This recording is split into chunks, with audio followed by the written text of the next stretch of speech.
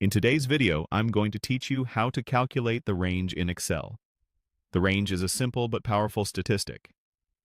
It's the difference between the largest value and the smallest value in your data. It gives you a quick sense of spread, how far your numbers are from each other. Let's walk through how to calculate it cleanly and reliably. First, make sure your worksheet is open and your numbers are organized in a single column or row, without including any headers in the selection. Decide where you want the answer to appear. Click once on that destination cell to select it. This can be anywhere that doesn't overlap your data. Many people choose a cell just to the right of their list or directly below it, so the result is easy to spot later. Now type the formula that does the work for you.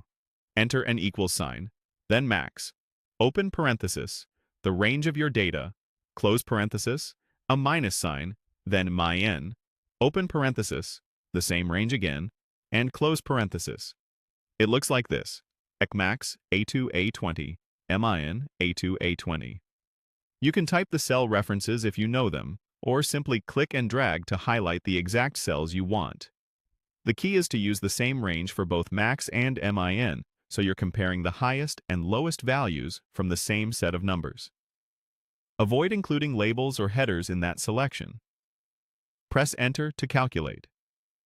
Excel instantly returns a single number. That's your range. If your maximum is 92 and your minimum is 47, the result will be 45. If your data includes negative numbers, that's fine too. For example, if the highest value is 10 and the lowest is 3, the range is 13, because 10 minus 3 equals 13. A few quick tips to keep your result accurate. Max and min ignore empty cells and text, but they will include zeros, and any errors inside the range can propagate into your result.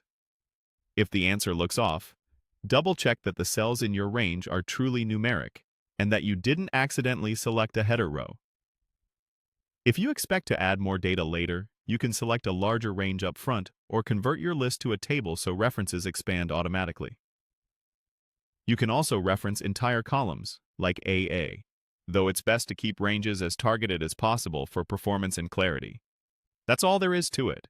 Click the cell where you want the answer, type ixus max, range, min, range, and press Enter.